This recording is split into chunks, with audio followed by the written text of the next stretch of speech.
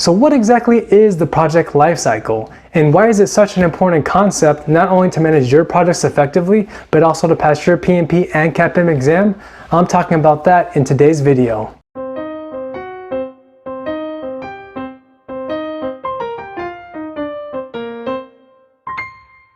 So one of the most frequently asked questions that everyone asks me is, what is the project lifecycle? What's the difference between each of these phases? What are some tips that I can use to lead my team through each stage of the project lifecycle? But before we dive into it, let me ask you a question that will hopefully shed some light on what the project lifecycle is. Have you ever baked the perfect chocolate chip cookie at home? Do you also remember how much work was involved with not just planning out the recipe, finding, buying, and mixing all of the ingredients, baking them in the oven, and of course, checking on them every so often to make sure they barely start to turn brown? Well, guess what? That's one example of managing a project through its entire life cycle. In this case, the project is creating chocolate chip cookies from start to finish. The project lifecycle is a structured framework for managing projects. It's a collection of the 5 stages of a project from the very beginning to the very end of the project. The 5 different stages are initiating, planning, executing, monitoring and controlling, and lastly, closing. Starting a project off is initiation, the first phase of a project where we ask ourselves several key questions to ensure the success of our project. Why does our project exist?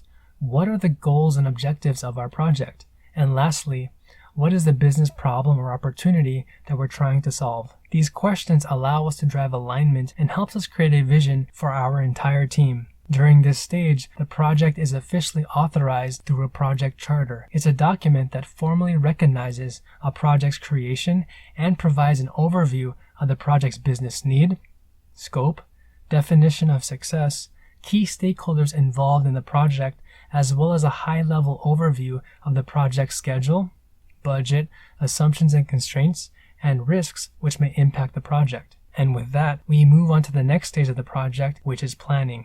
Planning is the second part of the project lifecycle, where we ask ourselves, how do we get the work done? The project manager creates a vision for the project, builds a team, and lays the foundation to accomplish these goals by identifying all of the resources that we need to complete the project. We capture all of our efforts into what we call the project plan. The project manager works with the team to accomplish quite a few things, which include, number 1, defining the project scope. What is involved with executing our project and what is inside and outside the scope of our project. Number 2, identifying the tasks and roles and responsibilities. What tasks need to be performed and who are the key stakeholders who will be responsible for each of those tasks. This leads into number 3, creating a work breakdown structure, which outlines the work required to execute each task. Number 4, developing a high-level project schedule, which outlines the key milestones required to fully launch the project. Number 5, identifying high-level risks, which may pose a threat or a positive opportunity to successfully completing the project. Number 6, developing a communication plan, outlining the information and the frequency to keep all team members up to date with the latest information. Number 7, preparing a budget estimate of the costs needed to procure equipment, resources, work with external vendors, pricing, and performing all labor that's associated with the project. And lastly, number 8, creating a quality plan including targets, key metrics, and acceptance criteria. All these key deliverables helps us answer the following questions. What is the goal of our project? How will we successfully lead our team and accomplish the goals of our project? And lastly, how will we know when the project is completed? With these questions answered, we hold a project kickoff meeting with the team to motivate and energize everyone and begin proceeding with the project. This leads into the third phase of our project lifecycle, which is execution. In this phase, our project is officially moving and we're turning our plan into action.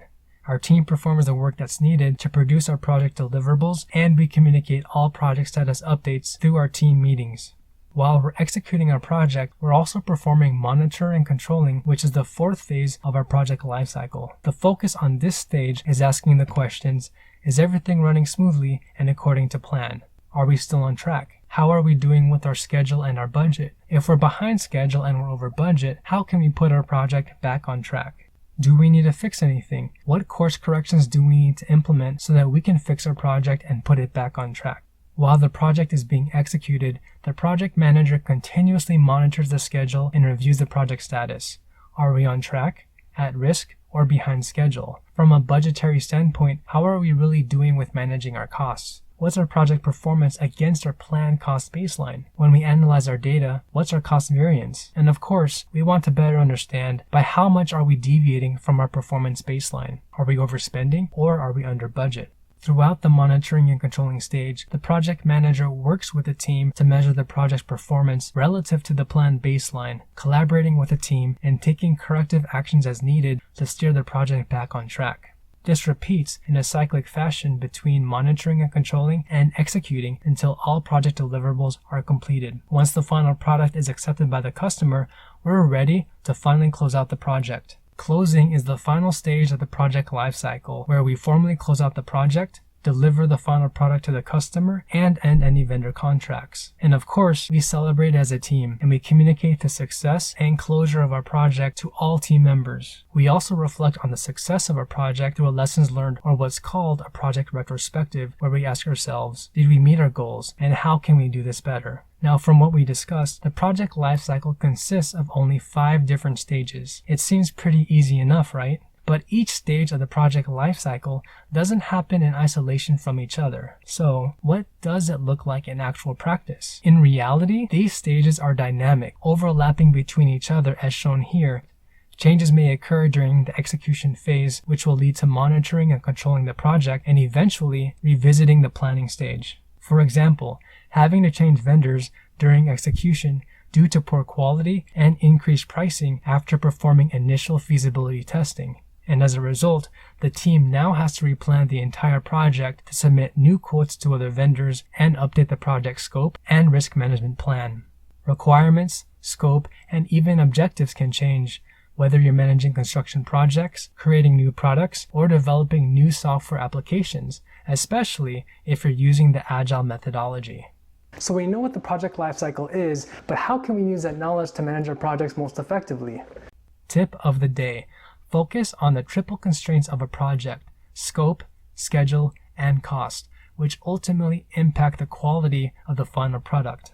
I know that managing projects can be tricky at times, especially since you're dealing with so many moving pieces all at the same time. To help you manage your projects more effectively so that you can take your project management to the next level, I've prepared a 5-step checklist that you can use anytime you're managing projects and leading your teams. Just ask yourself the following anytime during your project. Number 1, scope. What is the scope of our project and what is the problem that we're trying to solve? Number 2, schedule. When does our project need to be completed by and what is driving that date? Number 3, cost. What is the budget for our project? Number 4, success. What is the definition of success for our project and how will we be measured for success? And lastly, number 5, risks. What risks are we most concerned about and how can we prevent these risks from occurring? By asking these questions, we're always driving clarity into what our project is and what our project is not. And this ultimately allows us to align expectations with everyone on the team so we can lead our team to success. Question of the day for you. What stage of the project lifecycle is the most challenging for you when you're managing your project? Is it initiating, planning, monitoring, controlling,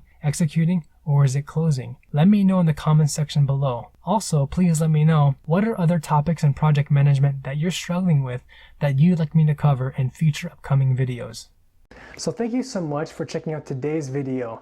Definitely subscribe below if you want to see more CAPM and PMP training videos just like this one. And if you like this video, definitely smash that like button and give this video a huge thumbs up. Until next time, it's Alvin the PM helping you pass your PMP and CAPM exam. And I'll see you next time.